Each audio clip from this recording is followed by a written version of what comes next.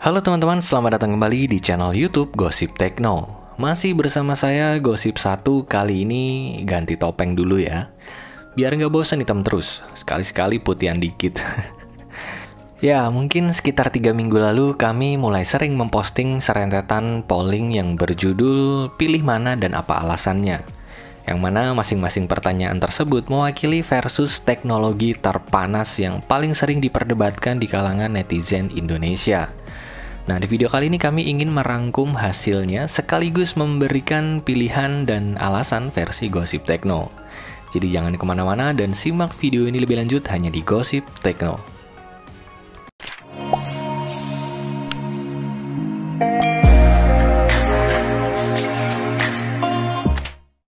Ya, masuk ke pertanyaan pertama, Snapdragon versus MediaTek. Jumlah votersnya ada sekitar 3.700 dan pemenangnya adalah Snapdragon dengan 88% suara. Luar biasa ya. Sisanya 12% memilih MediaTek. Dalam voting ini kami memilih tereng-tereng Snapdragon juga. Yup, tim Snapdragon kami bagian dari kalian. Kenapa? Karena menurut kami Snapdragon memiliki varian yang lebih banyak dari MediaTek. Mulai dari kelas kentang sampai monster Snapdragon itu punya. Terutama di kelas flagship kami rasa chipset milik Qualcomm ini masih menjadi yang terbaik ya. Salah satu hal lain yang kami suka dari Snapdragon adalah kemauan mereka untuk merancang chipset dengan ukuran fabrikasi yang kecil di semua kelas. Jadi tidak cuma chipset flagshipnya doang, tapi sampai chipset kentangnya pun begitu. Jika dibandingkan dengan MediaTek yang sepertinya masih nyaman dengan ukuran fabrikasi 12 nanometer, Snapdragon sudah mulai bermain di ukuran 10 nanometer atau bahkan lebih kecil. Mungkin ini sepele bagi beberapa orang, tapi menurut kami effortnya cukup layak untuk dihargai.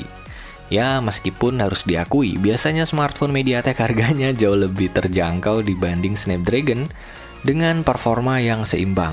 Itu juga harus diapresiasi. Tapi tetap pilihan kami tidak berubah. Kami pilih Snapdragon. Pertanyaan kedua, Intel versus AMD. Dengan total vote 2.700 suara dan pemenangnya adalah AMD dengan 59% vote. Sisanya 41% memilih Intel. Oke, ini di luar ekspektasi ya. Kami pikir kalian masih termakan oleh rayuan brand yang katanya mendunia.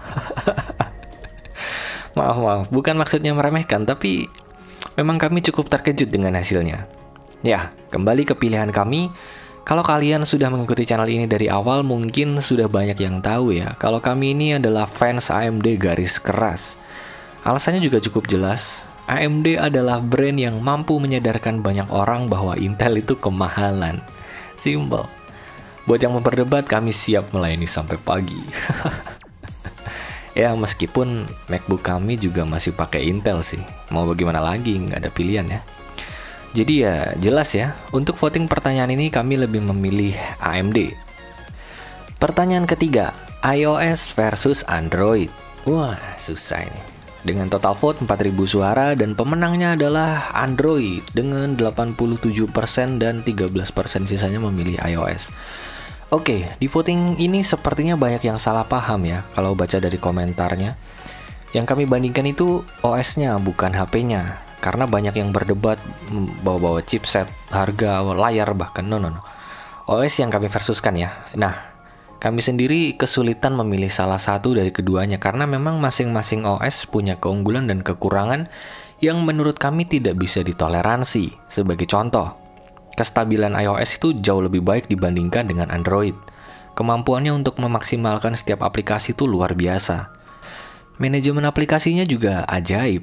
Bahkan kadang-kadang terlihat tidak masuk akal dengan kapasitas RAM sekecil itu. Jauh lebih unggul dibanding Android. Namun jika bicara soal manajemen data, iOS ini ampasnya minta ampun. Asli.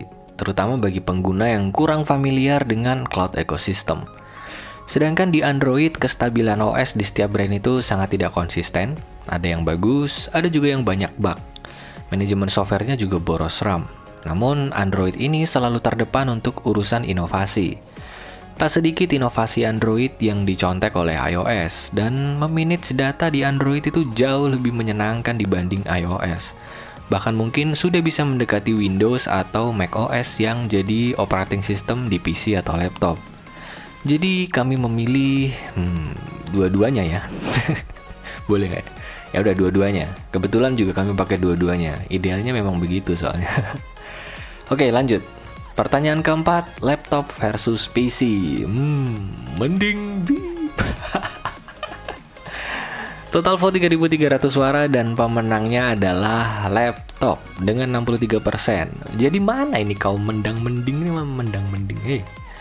Udah dikasih panggung loh ini. Oke, sebenarnya ini preferensi pribadi sih ya. Ada orang yang memang butuh laptop, ada juga yang memang butuh PC saja.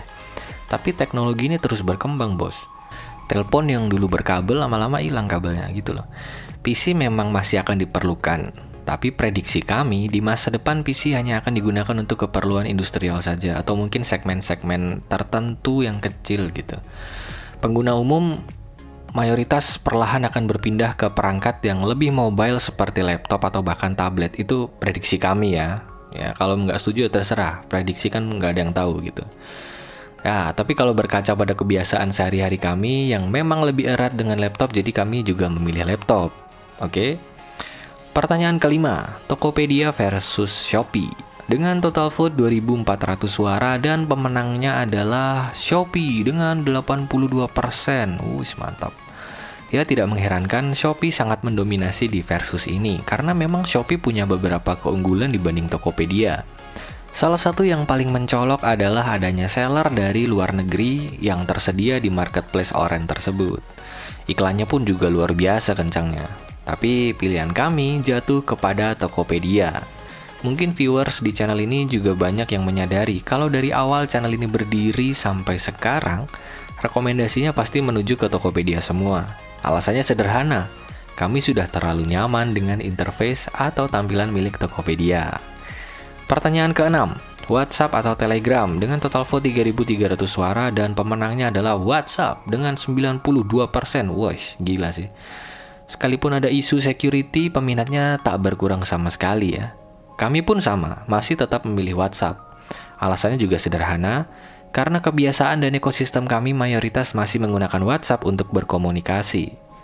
Bayangin aja, kami pakai WhatsApp dari tahun 2011, masih pakai HP Nokia. OS-nya Symbian. Kurang nempel apa itu? Oke, lanjut ke pertanyaan ketujuh. Wih, panjang ini. Harus memilih satu merek laptop untuk dipakai sendiri tanpa batasan budget. Wih, nominasinya ada 5, Apple, Asus, Acer, Lenovo, dan HP. Dengan total vote 3.500 suara dan pemenangnya adalah Apple dengan 62%. Buset, lebih dari setengah ya.